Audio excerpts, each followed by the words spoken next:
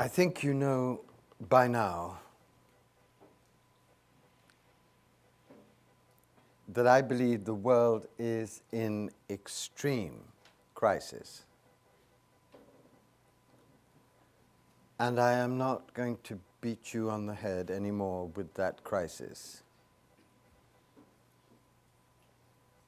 Because I hope by now you are beginning really to be awake to the three interlinked truths that I believe are crucial for us to understand at the deepest possible level at this moment. The first truth is, and we must face this, and we must try and face this without denial, that the world is in a potentially terminal crisis because the shadow of the full self of the collective human has exploded and is now indulging in an orgy of mass destruction on every level.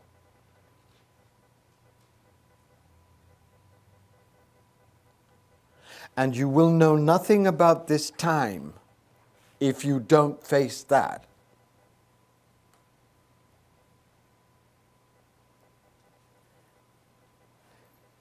And you will not be able to be useful in this time if you don't find the strength and the courage to face that.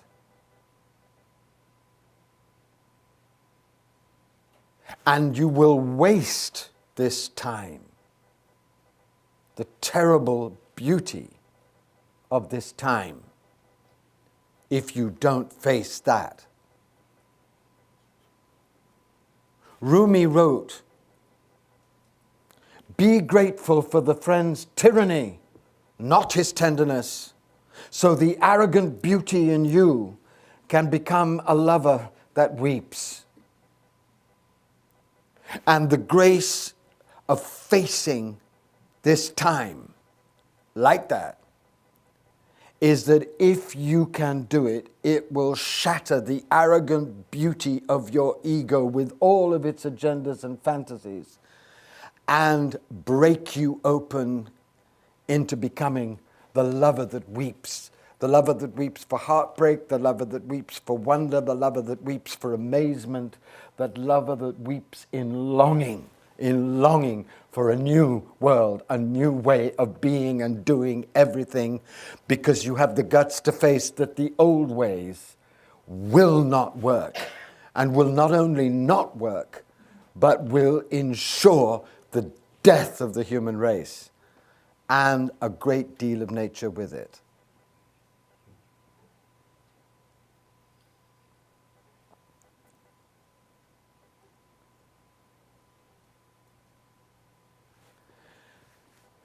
But the second truth that I hope by now you are beginning to enter with real hope and real joy. The second truth is that this great death that is happening environmentally, economically, politically, socially, psychologically, spiritually,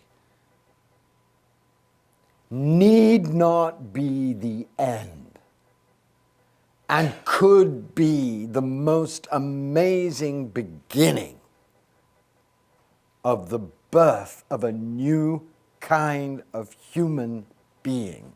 A human being chastened and purified by tragedy, chastened and purified by humble recognition of the lethal power of the shadow of power, purified and chastened by profound spiritual discipline, and so enabled to begin the great mystery of birthing the divine in matter.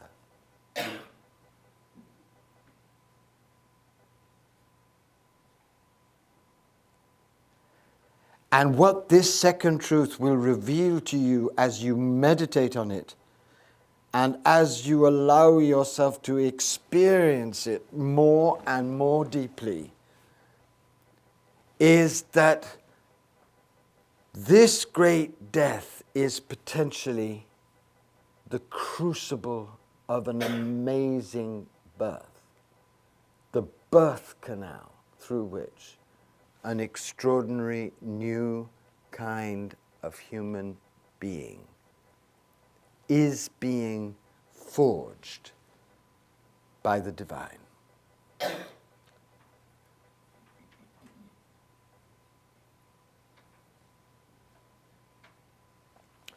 The third great truth, and this is what I hope to really make vivid and vibrant and electric and thrilling to you, really thrilling to you, is that there is on the earth now, right now, the force that is destined to be the birthing force of this new humanity. And this force is sacred activism. This force is the great holy force that is born when you fuse together the two noblest powers of the human soul, the passion of the mystic for God with the passion of the activist for justice and harmony and balance. And it is this force that the motherhood of God is infusing her lovers with, to give them the stamina, the courage, the fearlessness, the passion, the peace, the trust, the ever-deepening surrender that you and I are going to need to help midwife through the great catastrophes and storms and terrors ahead. The birth of a new humanity and the new structures on every level and in every realm that are going to help that birth the kingdom, queendom on earth.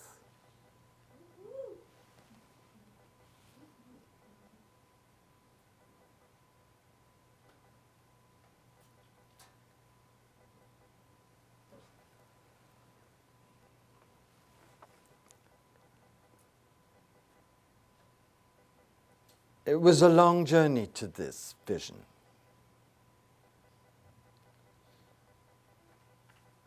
But there are two sacred encounters that I had the grace to have, and one very powerful vision that helped me see both the necessity of this tremendous death, experience fully its agony and its horror, so as to be transformed by that experience more and more into realizing the beginnings of the birth that it is destined to engender. And I want to share those two encounters with you and that vision so that they can live in you and so that they can invoke from you your own encounters and visions and give you permission to grow brave and resolute and calm and wild and clear and active with active, passionate compassion.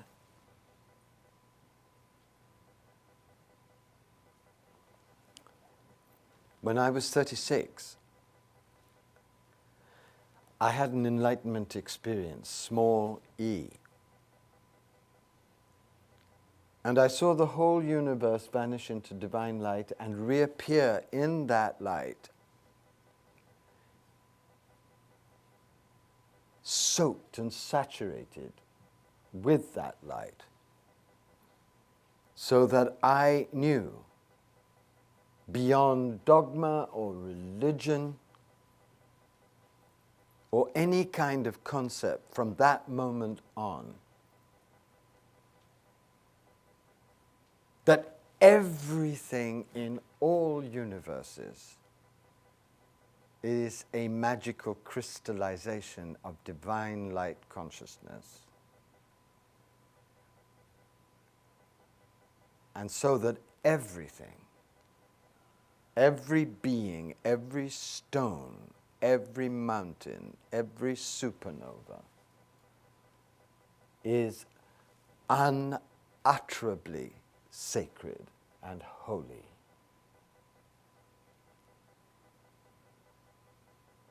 Beyond any power of any poet, even Rumi, to express.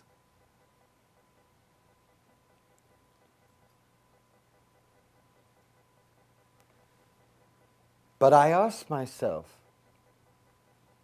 after this all-transforming experience, one question, and I kept asking myself that question because I knew my authentic life depended on it. And that question was, what is this holy, extraordinary, all-transforming experience for? What was it given to me for? What will it be given to those who truly hunger and thirst for it for? And what is the meaning of such an experience of awakening to the total sacredness of everything in the universe in a time like this, when everything we love is threatened and everything we care about is in danger of being degraded and destroyed, and the human race is at its most despairing and paralyzed and power-drunk and obsessed with greed and absolutely blind on so many levels, with so many kinds of evasion and denial.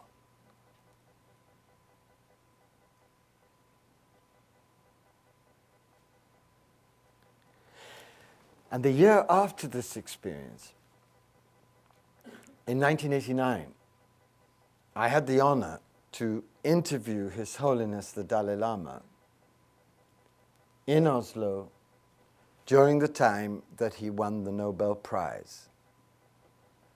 And I spent 2 miraculous hours with him alone with a translator in a long, oblong white room in a very, very dreary Oslo hotel. But nothing can be dreary when he is in the room. And it was a very extraordinary meeting for me. I had met him before, but to meet him on that day, in that extraordinary celebration, was such a feast of beauty for me. And at the end of the conversation, I found myself unable to stand up. Because His Holiness can go on saying he is just a simple monk as long as he wants. And it is so beautiful that he deflects adoration and pomposity and projection constantly. But anyone who has ever experienced him knows that there is emanating from him and around him a huge mystical field, a vast, tender, exploding, subtle power of infinite, clear compassion. And I was pinned by that to my chair. And I imagine that His Holiness has had this experience many, many times, so he was very amused. He came, he stretched out his hand, and he hoisted me out of the chair, and I found myself breast to breast with the Dalai Lama. I looked into his eyes, and I said, I'm never going to be in a situation like this again on this kind of auspicious day, so I'm going to ask you a question that I've always wanted to ask you. What is the meaning of life?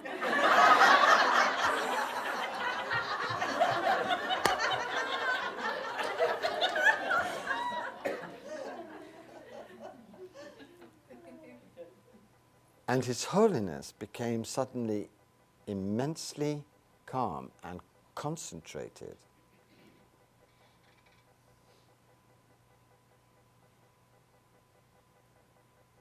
And he said, the meaning of life is to embody the transcendent. To embody the transcendent. Not to float off into the light. Not to lose yourself in the light, but to know your transcendent formless ground, to know your origin in shunyata, in emptiness, in the void, in the fullness, in the self, whatever name you give to it. And then to work with enormous focused intensity to illumine your mind with that knowledge, to open your heart to the wisdom of that awareness, and to bring that sober, lucid, drunken ecstasy of truth down, down, down into every cell of your body, so that you come through grace and spiritual discipline into the unified force field of tender, humble, divine humanity and human divinity. So that from that placeless place of absolute presence, you can act inwardly and outwardly to serve the liberation of all sentient beings forever.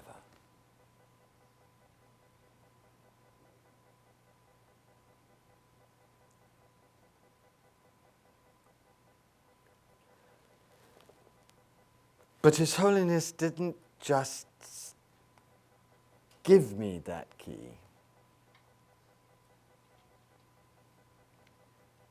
Because that's not His way.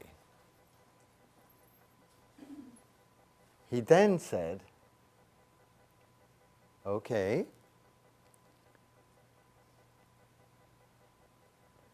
we're going to walk from here to the door together, because I was reeling. And he took my hand in his, And we walked very, very gently, very softly, very tenderly, in total silence to the door. And then he very gently disentangled his hand from mine, like a mother would withdraw her hand from a child going to school for the first time, going away for the first time. That kind of tenderness. And as I walked down the corridor of that hotel, I turned at the end and I saw this man who was about to be honored by the whole world in the greatest prize, I believe, that the world has to offer anybody, the Nobel Peace Prize, the greatest acknowledgement. I saw that man just standing outside his room, just gazing at this crazy Englishman, trying to walk straight down the corridor and radiating with his whole being absolute love. So he didn't just tell me, he showed me. And as long as I live, I will never forget that moment. Because it remains always for me a touchstone of authentic presence and final truth. That's it. To be like that.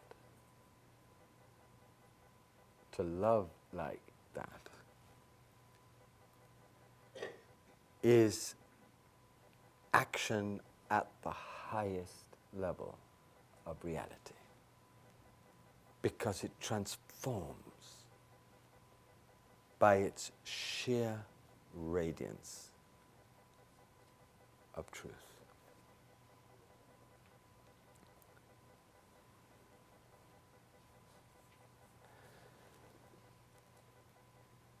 And then in 1992, I met the other being who has been for me the great teacher of my heart, Father Bede Griffiths. And he was 86, and I was 41. And I was invited by an Australian film director and great friend to go and make a film of Bede's whole amazing life, because Father Bede was the greatest Christian mystic with Thomas Merton of the 20th century, and was someone whom I was beginning to suspect from his books, which was confirmed by his presence, was really living the Christ consciousness in mind, heart, and radiant, loving, all-giving body.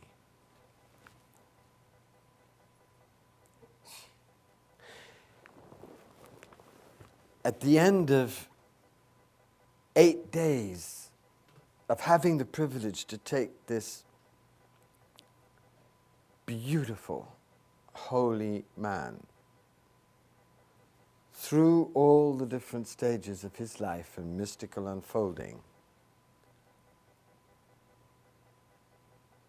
I had fallen completely, spiritually and mystically, in love with him. And realized that I was in the presence of a being who was my beloved. and also that he loved me as much as I loved him.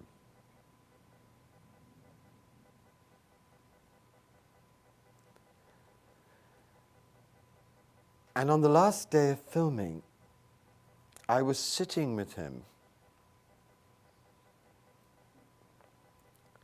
and we were waiting for the Australian film crew to come.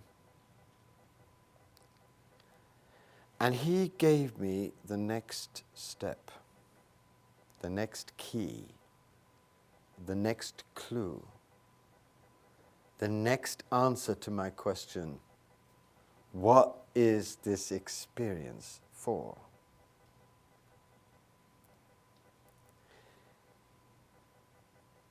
He began by saying, you know, Andrew, we are in the hour of God. And because I'm Oxford trained, and what they train you to do in Oxford is to ask snotty, superior questions in a slightly cutting, sarcastic tone.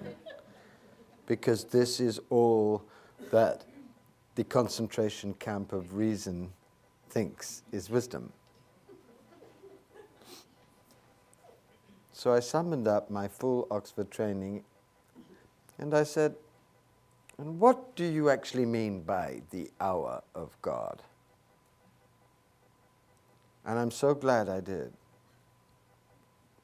because he gave it to me straight. And I'm going to give it to you straight. He said, we have come to the moment when humanity will have to decide whether it is going to live in adoration of the divine or die out.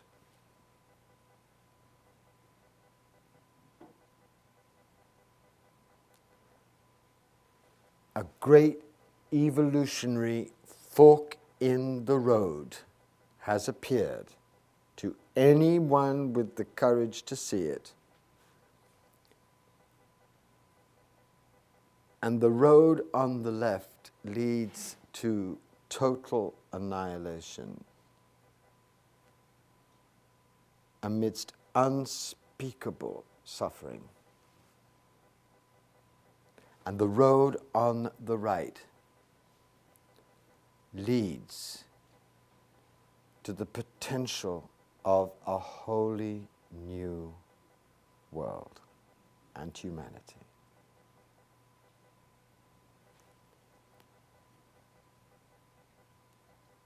I thought that was pretty good information.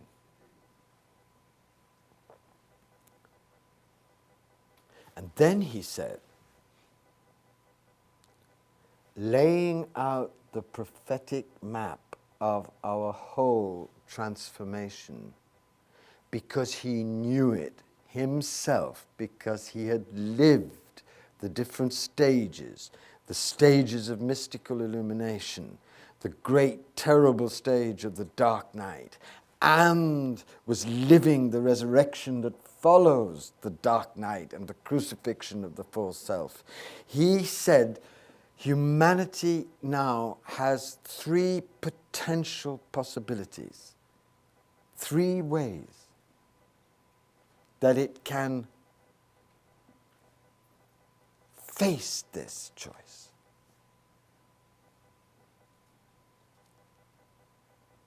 The first way is to realize and face exactly how suicidal, matricidal, our whole way of being and doing everything has become. And fall on its knees and cry out to God and be transformed. And he said, this is highly unlikely.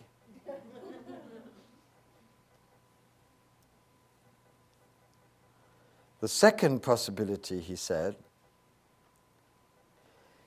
is that we have become so tragically and obscenely addicted to our various fantasies of domination, exploitation, and power that we will continue like a crazed addict to shoot up with that ferocious heroin until we die in a vast, stinking, terrible ditch of agony, and in our horror take a great deal of the natural world with us. And then he smiled. And he said, there are many, many days when I feel this could happen. But then I remember the eternal one that I have met in my deepest prayers and experiences. And I remember that that eternal one is a God of infinite love and infinite mercy and infinite power. And a God that can rescue us just as he has rescued me and you, again and again and again, and make from our worst mistakes paths to unimaginable new beginnings.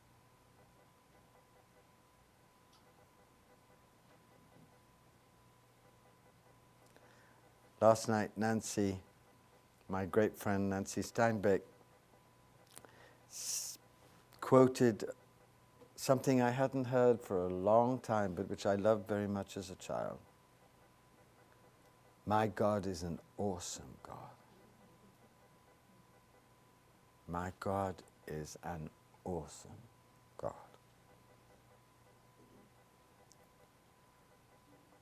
And anybody over 40 should know that however crazy you are and however many mistakes you make and however broken you have become from whatever has happened to you, if you stay concentrated on the beloved will make out of your broken pieces extraordinary new truths and dignities and nobilities and passions and powers.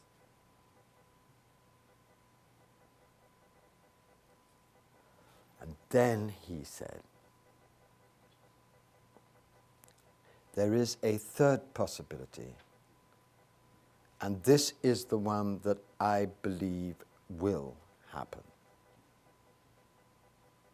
In fact, I think I could say, and Bede was so humble, but when he said anything, certainly your whole being stood to attention.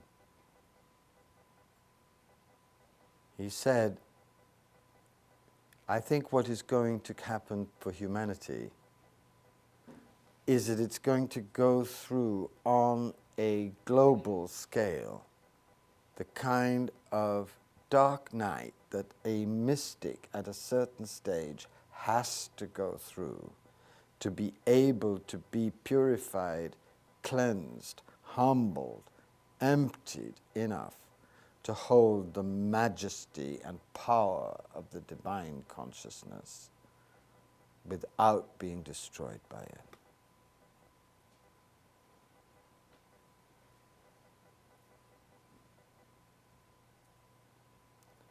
And then he told me about his own dark night, which had happened about 3 years before,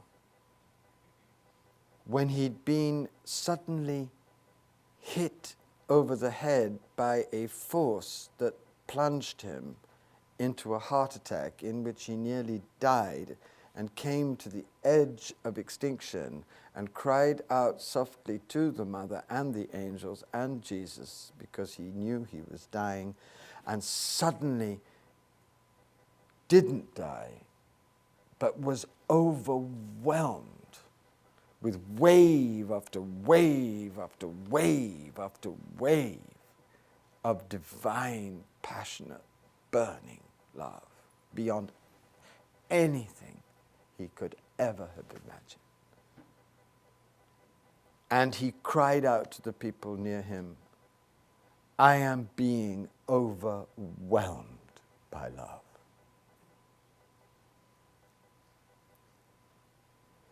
And he described how that experience of being overwhelmed by love, of having all his patriarchal, brilliant, mystical mind overwhelmed by love, of having his heart overwhelmed by love, of having his body overwhelmed and irradiated and irrigated and totally drenched and saturated by divine love, wave after wave after wave of love.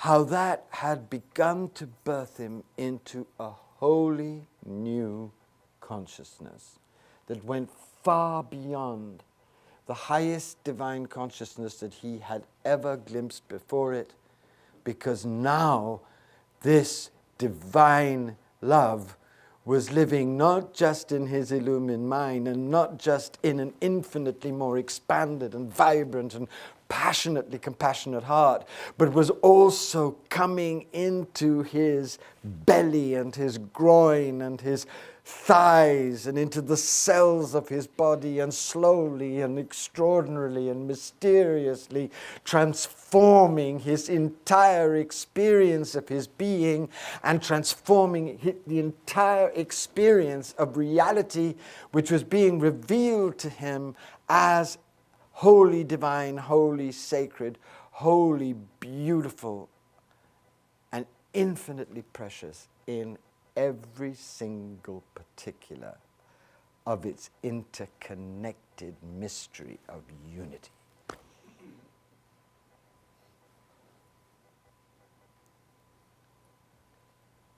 And then he said, Andrew, the second coming is not going to be the return of some Star Wars avatar of Jesus in the clouds. The second coming, the birth of divine humanity, is going to be the rising of the golden yeast of Christ consciousness in millions and millions of ordinary people who, through this great tragic and terrifying but necessary dark night, are going to be cleansed and purified and focused enough to birth the divine in matter, or rather allow the divine to birth them into a new reality.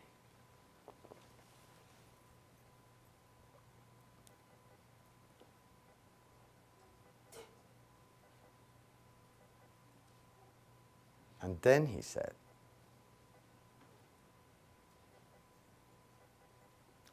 when the resurrection happened,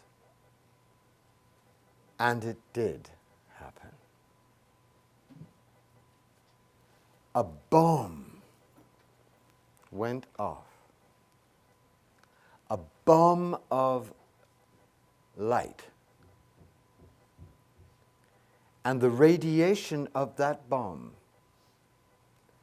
penetrated every cell of the universe and seeded every cell at the deepest level with a power of potential divinization. That was Jesus' gift as the supreme sacred activist and evolutionary pioneer of humanity to us all, to everyone, to every human being. And that this seeding of the golden fire of the divine love fire through the explosion of the bomb of the resurrection had made possible the birth of a new human race.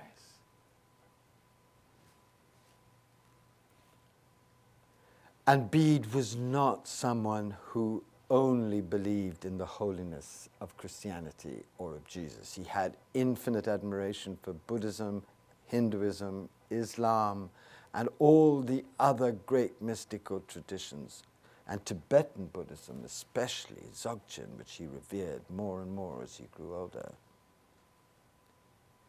But he knew something about the real Jesus and the real work of the real Jesus that mirrored the great discoveries of the evolutionary mystics like Sri Aurobindo, and that something was that a new force had entered human history which could transfigure the human into the divine human.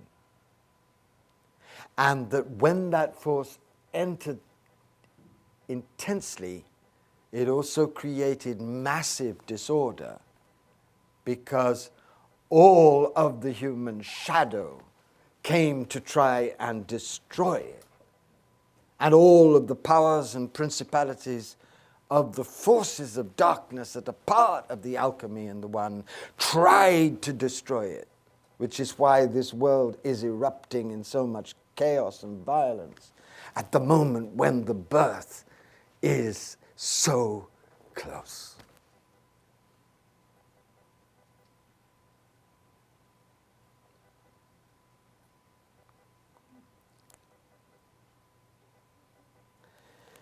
And one question remained for me after that extraordinary conversation which changed everything for me. I had that key question answered: what was the experience for, and what was it for in this time? But the question I then asked myself for many years was, what force powerful enough can cooperate with this enormous divine glory to help us, human beings, in our fragility and in our neurosis and in our extraordinary funk? What force could help us cooperate with this divine glory to really midwife this new world? What force could be inspiring and gorgeous and beautiful and holy and concentrated and focused enough to give birth in the middle of unprecedented shattering to this dream of God for a new humanity?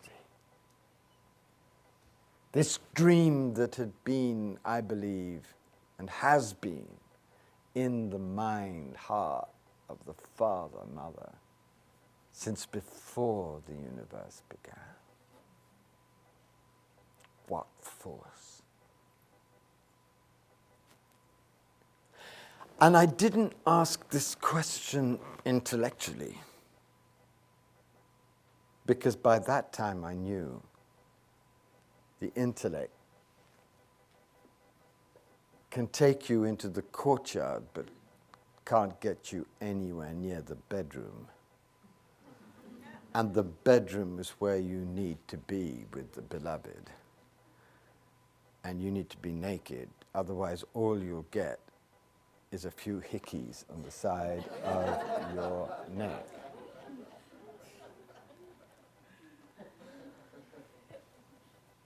Most seekers, and I've been one of them, are like a person who goes into a room and finds lying there the most beautiful person they could ever imagine making love to, and gets into bed with him or her dressed up completely with their shirt or blouse totally buttoned and their glasses on, totally frigid. You have to take your clothes off and dive into the bed of fire with the beloved and let the beloved make such total love to you that you never forget the bliss and the pain and the beauty and the ecstasy and the passion, that it permanently changes everything you know about reality.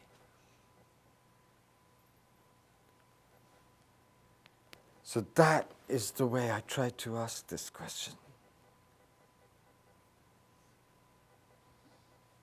And I longed for it. And I wept for it, and I bled for it. And I doubted.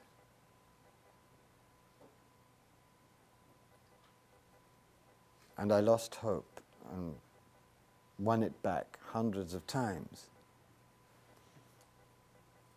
And I gave up. And I began again.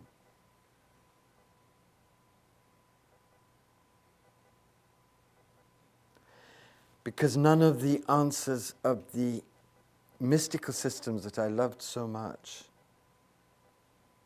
could work for me now, that I had seen both the meaning of the necessity of embodying transcendence and the map of this most difficult and most amazing transformation.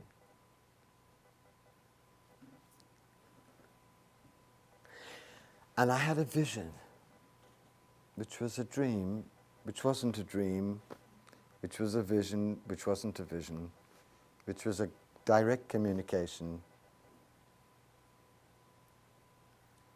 And I was given for myself the key to this force. And it is so simple.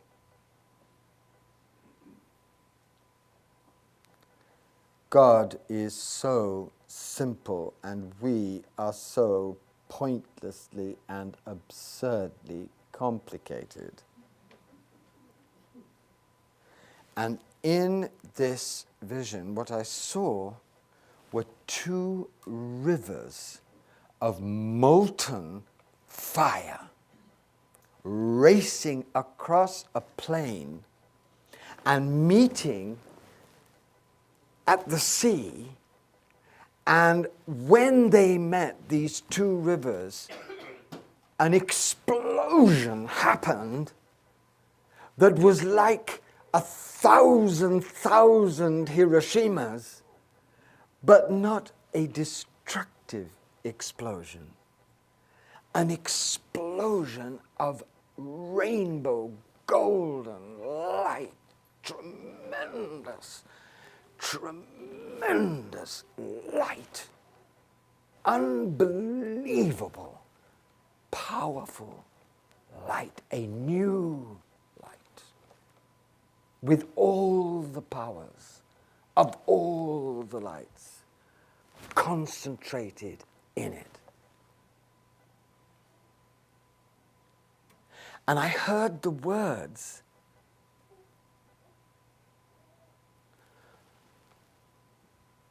when the river of fire of the mystic's passion for God meets the river of fire of the activist's passion for justice, a third fire is born, which is a quantum leap of power available to humanity that will, if humanity can live it and embody it and incarnate it, transfigure humanity into divine humanity.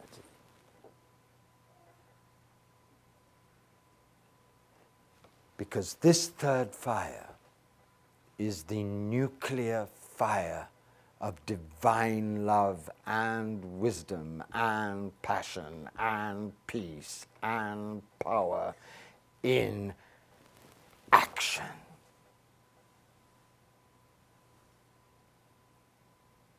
Teilhard de Chardin said, "One day when we have mastered the tides and gravity, we shall harness the energies of love. And for the second time in the history of humanity, we shall discover fire. And this third fire is the harnessing, the bringing together, the fusing together in perfect, explosive, dynamic harmony and balance of all of the sacred, transfiguring energies of love, so that all of those energies can infuse and inform and inspire and invigorate wholly new forms of brilliantly wise, calm, focused, transformative action.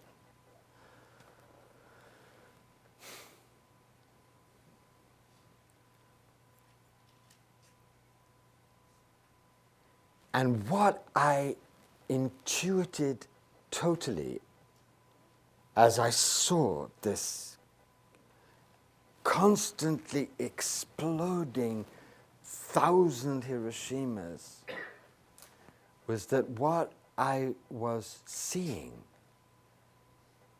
as far as a human being can see it,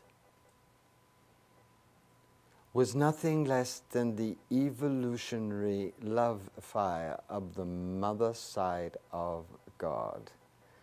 That fire of divine passion that has been burning at the core of every atom, that has given birth to every supernova, that gave birth to the Big Bang in the beginning of the beginning of our beginning, and was now revealing its full face to us at the moment when, if we don't try and incarnate it, we will die out. And if we do, we will be, by a great mystery of grace, transfigured.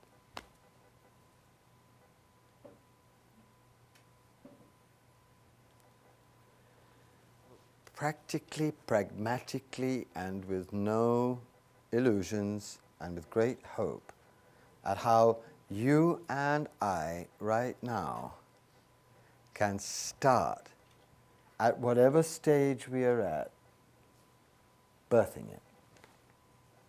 Because the only question that any of us should be asking at this moment is, how can I do the evolutionary will of God in this crisis, given my temperament and resources and nature? There is no other serious question at this moment.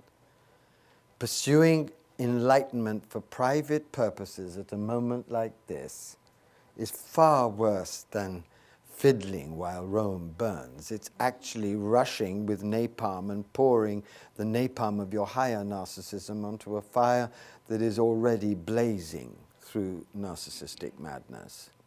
So get real. And there are 5 kinds of service that everybody can do right now, wherever they are and whoever they are, if they have a true spiritual connection.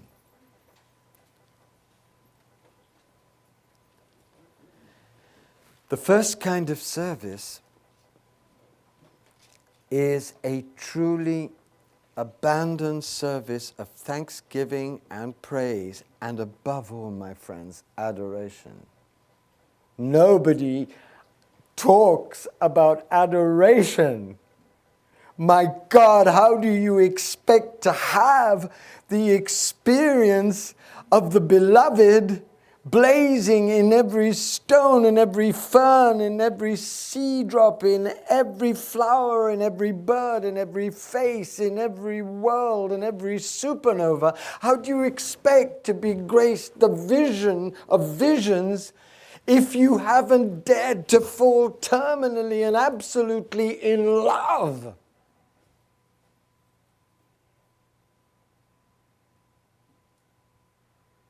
and to go on working with that love calmly, tenderly, wildly, sweetly, passionately, in the core of your heart, every moment, trying to go deeper into its endless, endless depths. One night when Bede was dying, and I will tell you that story tomorrow of his death. One night when he was dying, I was by his bedside and I was stroking his hand. And he woke up and he gave me a piercing look. And he hardly ever said anything that could even begin to wound anybody. His sensitivity was so exquisite, but he said something quietly but very fiercely to me. He said, "Are you just stroking my hand, or are we traveling every moment deeper into love? Are you just playing pat a cake with an old dying guy whom you have this fantasy of being your beloved? Is that your game at the moment? Is that what Andrew's up to at the moment?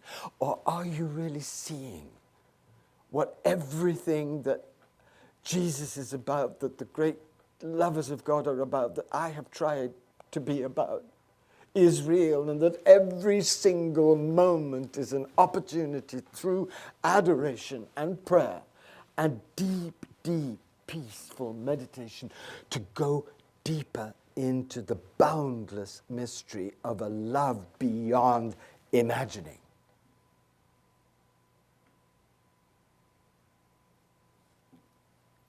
So that kind of service, the service of the transcendent Mother, Father, Beloved, through all of the different kinds of peaceful and passionate disciplines of adoration and meditation and prayer, that kind of service is essential, because it is only through that kind of service that the Mother, Father can pour down upon you constantly and guide you into the truth of your true life and the true work that waits for you when you find that true life.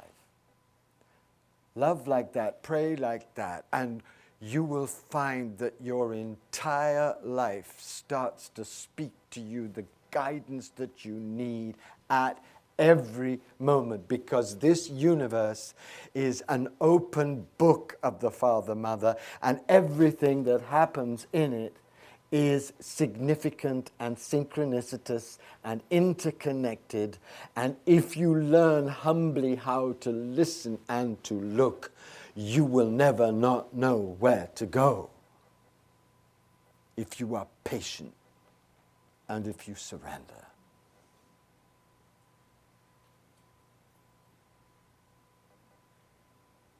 And above all, if you love.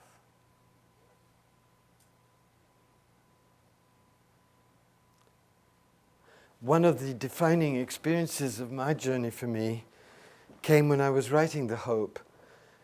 And I'd cleared 3 months to write it in its first draft, and I couldn't write a word. And it was all planned out, and I went into a major depression of the worst kind, and I felt totally hopeless.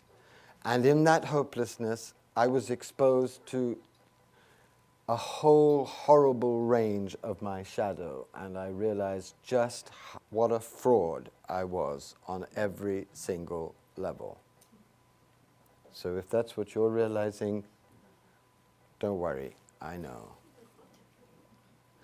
And I became utterly despairing until one afternoon I just gave up. And I sat in my chair and I just gave up, and I sobbed and sobbed and sobbed. And I said, I've made such a mistake of everything I have done, everything wrong, and the things that I thought were right were all skewed by my subtle ego and not so subtle ego. And every word that has ever come out of my mouth has been stained by the need for applause and the need to be loved and the need to be celebrated. I don't know how to take one more breath without deepening this disease.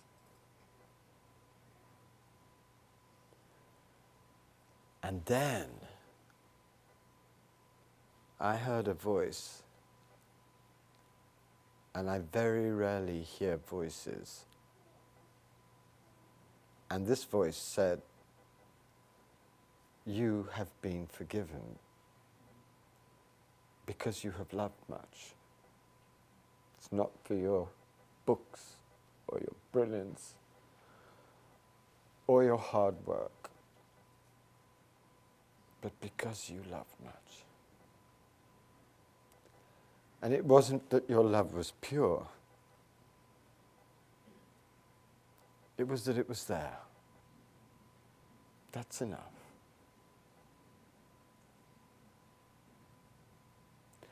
And then I realized and started to laugh and laugh and laugh. I realized that this horror I was discovering in myself had always been known by God. There's no news to the beloved that we're all terminally insane. And that it had never mattered.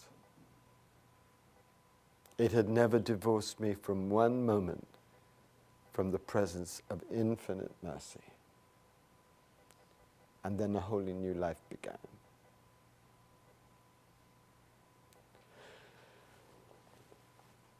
So serve your beloved by whatever name you call him, her, it, and love madly. And that will redeem everything in the end. Everything.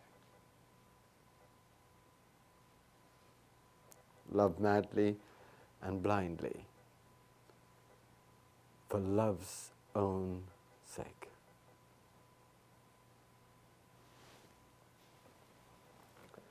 The second service is service to yourself, because you are a divine child of the beloved Father, Mother, and you need to keep your instrument clean if you're going to be the instrument of this huge new evolutionary force. And there are 5 kinds of practice that anybody who wants to do this work really needs to get down calmly, humbly, simply. And if you read my book, The Hope, all of this is explained in great detail. But I just want to go through these 5 forms of practice, because if you can hear me and register it now, it will save you so much time. Please, please, get on with it. This is the way to birth humbly the divine in you. The first kind of practice is cool practices, because in the storm that is coming, the foundation of your nature has to be in the great peace. Because if you do not know how to connect with the great peace of being, of eternal being, you will be so shaken by what is coming down that you'll be threatened by total despair, paralysis, and madness. Get real and get going, and make that foundation of your nature the Shanti, as the Sanskrit masters say, the great serenity of immortal peace that is the core of the creative force of God. But it's not just the great peace that you need. And this takes us to the second kind of practice. You also need the great passion. Because the divine is a marriage of the great peace and the great passion of being the Father and becoming the radiant, dynamic, ever-fecund Mother. And a divine human being knows a great truth, which is that real divine passion draws its deepest fuel from deep divine peace, just as a candle flame draws its dynamic potency from the soft, stable, golden wax it feeds off. So you also need the hot practices, which are the heart practices, which will keep your heart juicy and vibrant and alive and tender and vulnerable and heartbroken with longing. And those heart practices are the practices of Zheutlin from the Tibetan tradition, the Sufi practices of loving the beloved, the Christian sacred heart practices. They are gorgeous practices. And I'm sure that there are many in the Jewish tradition which I don't know, but practices which work on your heart to pump it alive with the blood of passionate compassion when you are threatened, as you will be threatened, and are threatened already by the growing catastrophes, because you will have to find the way through divine practice to keep the heart open through everything, because it's only by keeping the heart open through everything, whatever happens, that the miracles can occur. I had a great friend once, one of the greatest friends of my life. And her name was Mary Vaudoyer, and she was a great mystic, and she also had the most beautiful collection of haute couture dresses, which she'd collected in the 20s, when she was a woman about town, before she became a kind of radiant nun of God.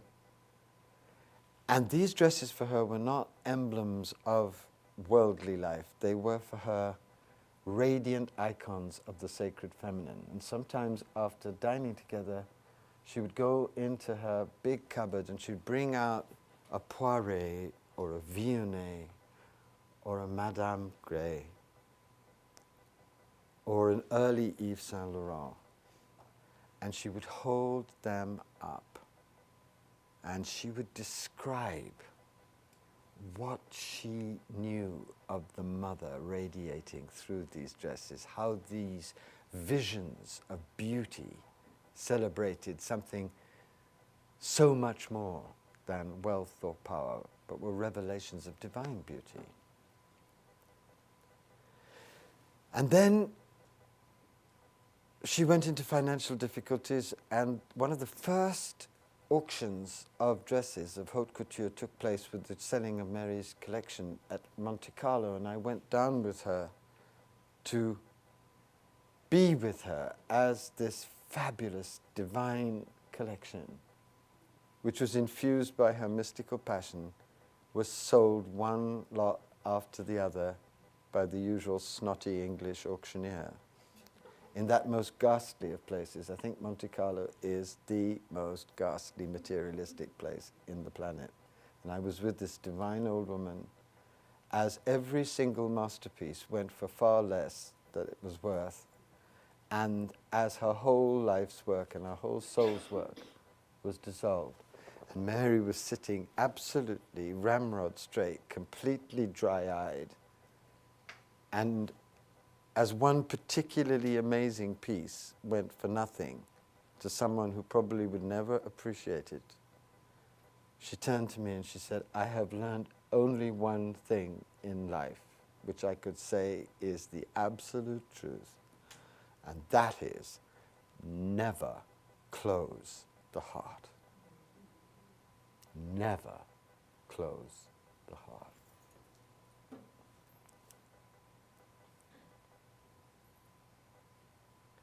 The third practice is prayer practice, because you will find that if you go through your own dark night, as we will go through both our own dark night and the collective dark night, there will be times where you will not be able to sit in the lotus position exuding calm, and there will be times when your heart is too shattered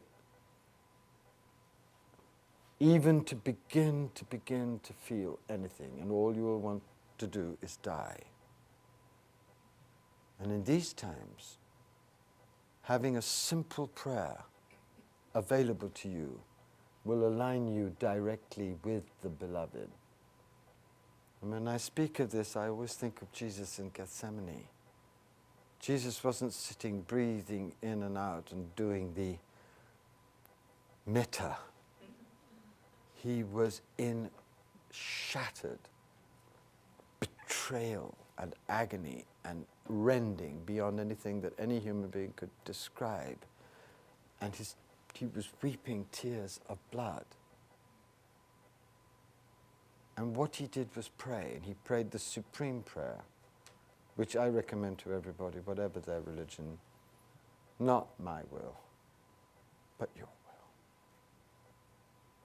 If you can just hang on to those 5 words, not my will, but your will, whatever happens to you, you will keep open a door through which miracle can dance. The 4th kind of practice that I think we all need, since this birth is a birth of embodiment, are sacred body practices.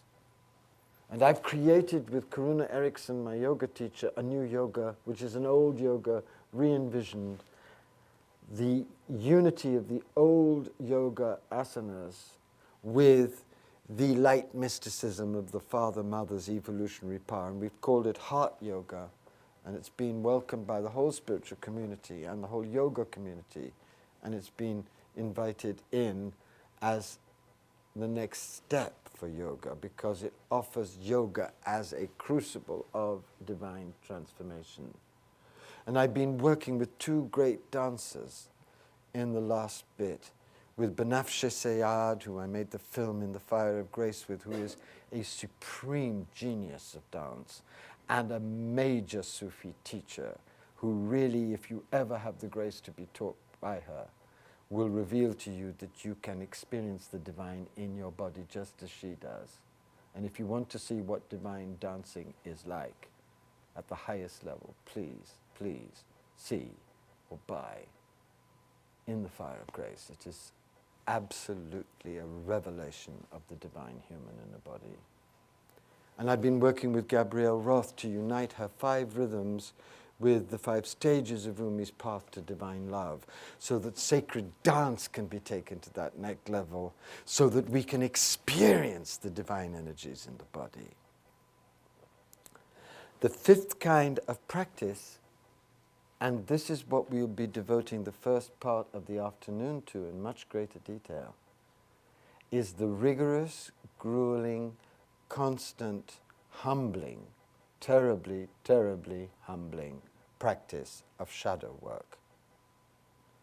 Because the sacred activist, the being who is going to fuse together the deepest mystical passion and peace with the most clearly focused action on behalf of justice, is going to have to deal with 2 shadows. Is going to have to deal with the shadow of the mystic and the shadow of the activist. And I have had and have both in such intense darkness that I have truly had to work with every ounce of my intelligence and my heart not to be deranged by these. The shadow of the mystic is an addiction to transcendence, an addiction to going off into the light and dropping the world and dropping relationships and dropping everything but the continual ecstasy of mystical experience. And this is a devastating narcissism, although celebrated as enlightenment by a lot of half-wise people, because it prevents the energies of divine illumination actually entering into the world, into relationship, into politics, into economics, into the work to reconstruct and reinvigorate a whole new reality.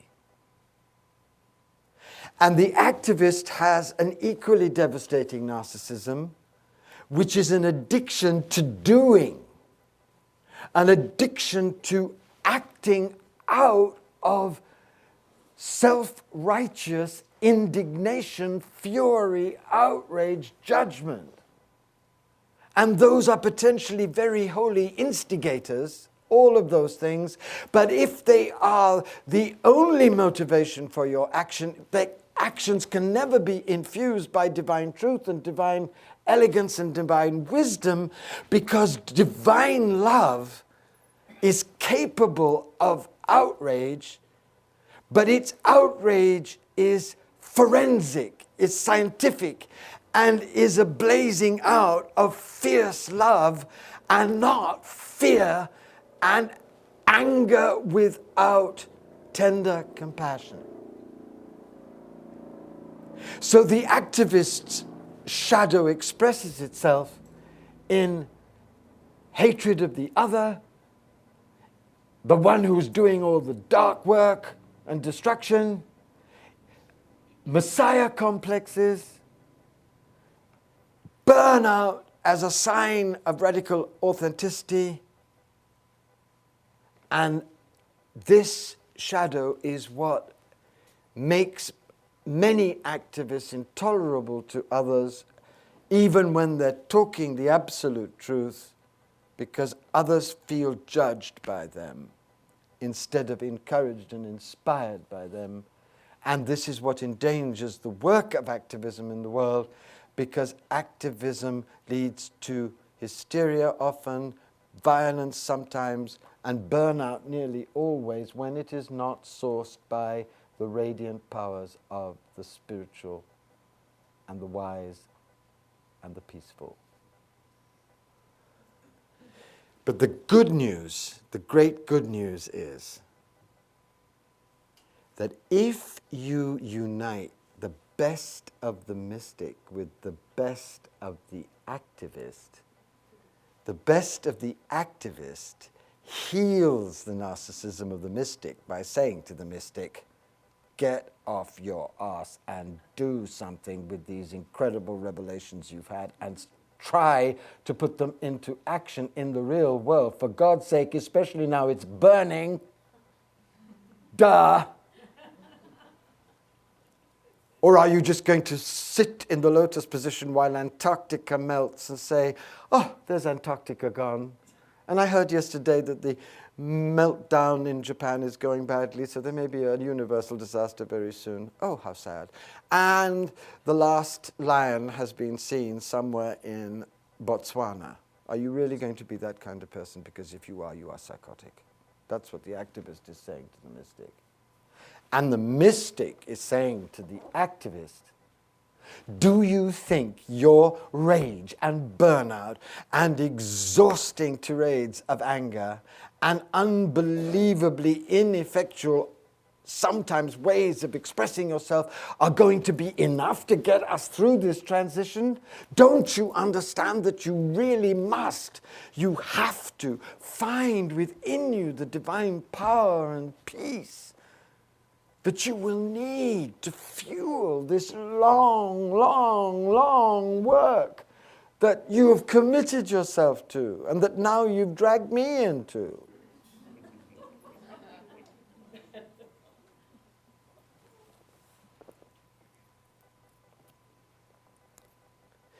The third form of service is a service to all sentient beings. All human beings, and especially at this moment, all animals. Because in case you haven't noticed yet, we are actually the Gauleiters of a massive concentration camp, and our Jews are the animals. We are torturing them to death. We are destroying their habitats, we're mutilating them, We're experimenting on them in vile ways in our vivisection laboratories. We are draining the moon bears as they writhe in agony for their bile for aphrodisiacs. We're slaughtering the rhinos to provide erections to old men. And we are destroying the holiest and most beautiful creatures in the world to decorate our filthy McMansions. And we are sick beyond imagining. And we are preparing for ourselves through this action a vast tsunami of black karma, which could very well sweep us off the face of this earth. So, let us change everything. The fourth kind of service is to get real about putting your resources and passion and truth and life on the line in your local community for a cause that connects deeply to this global birth that is trying to take place. Don't tell me you love God and are having fabulous mystical experiences if you aren't actually doing something in your local community with the people around you to put your knowledge of the birth and your connection with the birth into constant practice and action. Everywhere I go, people come up to me and say, I love your passion. You give good passion, basically. You're even better sometimes than TV, American Idol. It's not always as exciting. But what do I do? What can I do? What should I do? What is my purpose? What's my mission? And I say to them, you can find out if you dare, and I'll give you a practice that will help you. But you've got to do the practice. And you've got to listen to it. And it will reveal to you what you need to do. And the practice is very simple. And I am asking you to do this tonight. You don't have to do it at 3 o'clock in the morning. Just do it before you go to bed, on your bed, in your bed. Surround yourself by the peace of God. Ground yourself in the love of God. Ground yourself in your deepest understanding of the nature of God. And then dare to ask yourself one question, and ask it again and again and again and again. Ask the question, what of all the causes that cause me pain in the world breaks my heart the most? What really breaks my heart? What can't I stand? And if you want to find out what that cause is, think back on the times that you've been reading a paper, for example, and I'm thinking of myself, reading a paper, and you can read about all kinds of horrors relatively calmly, but when you come close to a particular kind of horror, which is absolutely close to your most pained heart, you read it so fast or you turn the page because you just can't stand looking at it, because it causes you too much suffering. That's the one. That's the one that you need to do something about.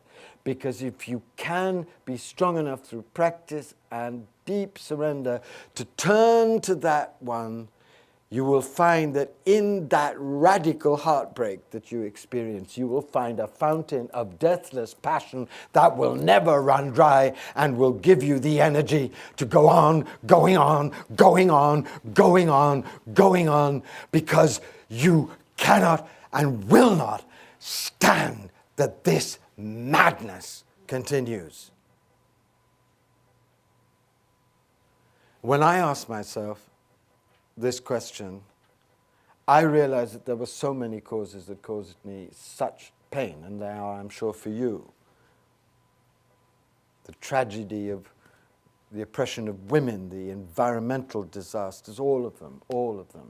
But the one that I can't stand, the one that actually drives me mad with pain, is what we are doing to the animals. That's, for me, the ultimate sign of our depravity, that we could turn towards this creation with these voiceless, amazing, evolved, astounding creatures who live in a state of grace and violate and degrade and destroy them for pleasure or for sport or for our hideous experiments or for fur.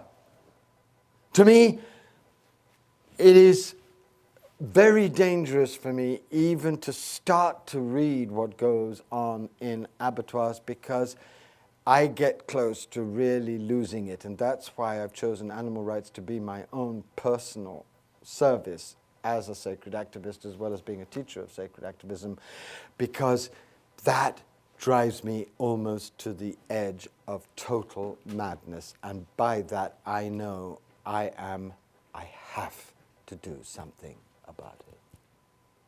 So I'm going to ask you, what's your heartbreak? What is your heartbreak? What is your heartbreak? Face your heartbreak and you'll find your passion. Find your passion and you'll find the bliss that arises out of the enacting constantly of that passion to protect and help. Find that bliss, and you will live in divine love and energy and purpose and meaning.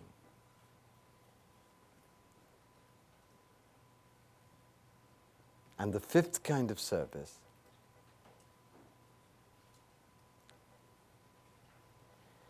is to start looking at your life right now and to ask yourself, is the life that I am leading in congruence with the demands of this great birth? Do I really need all this damn money, which all I do is spend on myself?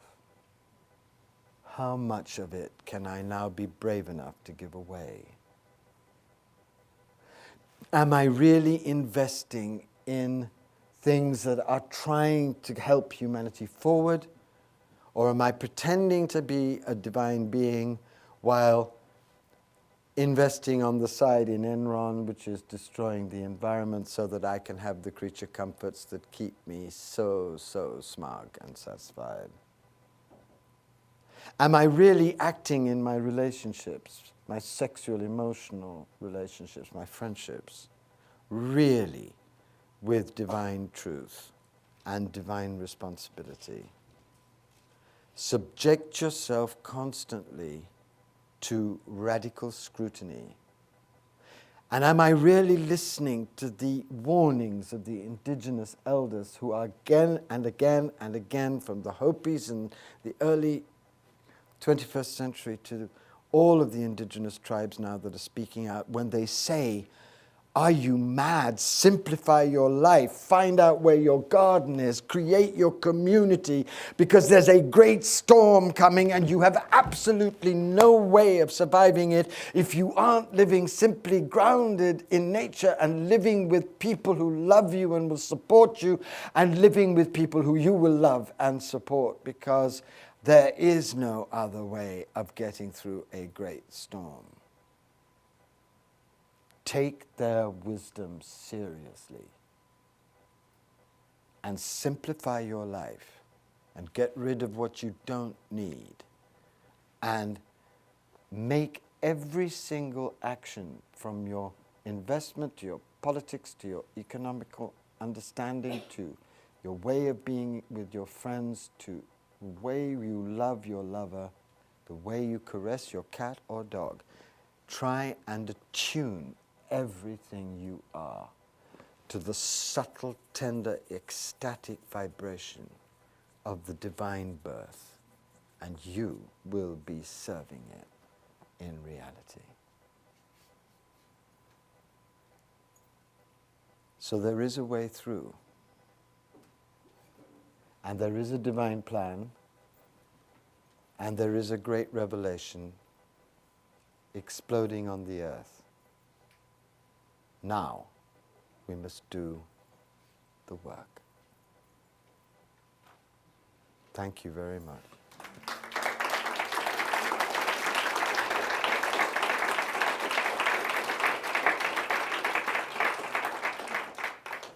Three things very quickly. One, we are a little late. And I'm so sorry. No, okay, but we are. And so we need to get to lunch. If it's okay with you, Yes. I'd like to have some time to get. Of course. So let's come back at 2. Perfect. Rather than 1:30. Perfect. Give them some breathing time. So we'll come back at 2 o'clock. So.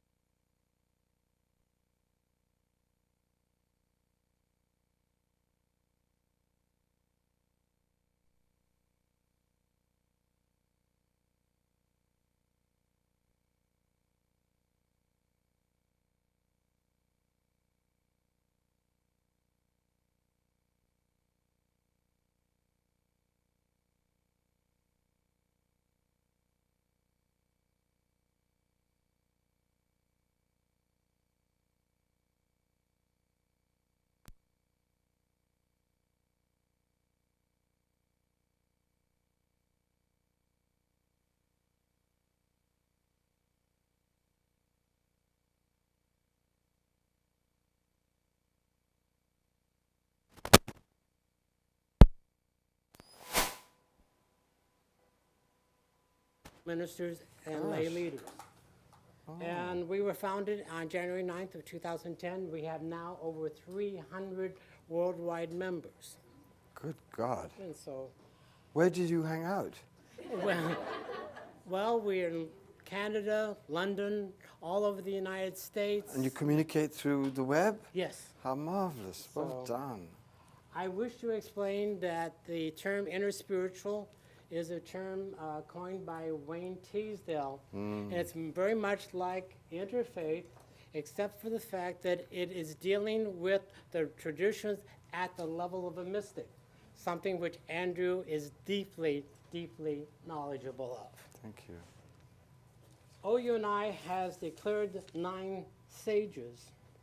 The first one is Father B. Griffiths, which is one of Andrew's great loves. It's good that he's number one. That is so important. That is wonderful. Brother Wayne Teasdale, who also worked with Father Bede Oh, yes. and who wrote the book called The Mystic Heart, which is the name of this series. Very great book. Yeah. Father Thomas Keating, who heads up the Snow Mass and Centering Prayer. Reverend Houston Smith, Yes. My God. and so who is known for his books on world religions. Allison Davis, who is the first leader of the Universal Third Order. Lovely woman. Rabbi Joseph Gelderman, who was the founder of the very first interfaith seminary in the world. Good gracious. Ken Wilber, Ken. great author and founder of Integral Spirituality. St. Francis of Assisi, and now Andrew Harvey is our 9th sage. I am thrilled. So, Any list that has Francis of Assisi and Father B. Griffiths on it is something I'm very, very honored to so go. we have the certificate of presentation, Oh, God.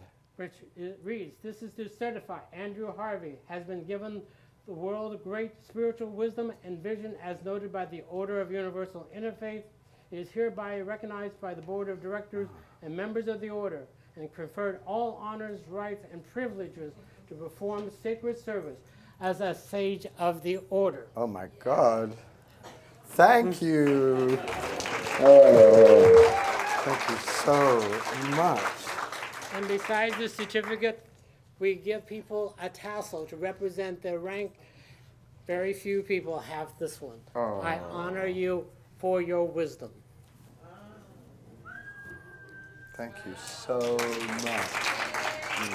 God bless you. Thank you, Julie. Thank you very, very much. Put the camera. Good. Wow. Joy. Joy and wisdom. Thank you. Thank you so much. It's the first time I've ever been called a sage. My God, it will go to my head. Thank you. How beautiful. It's really, really beautiful.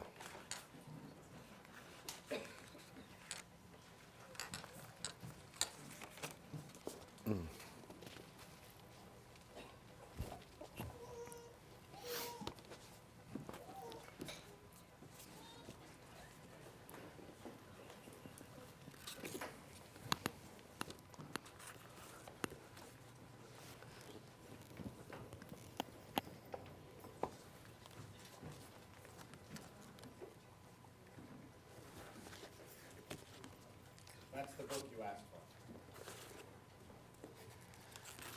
for. I shall see. This, I do have this, and I love it, but I'm so grateful. Would you write in it? Oh.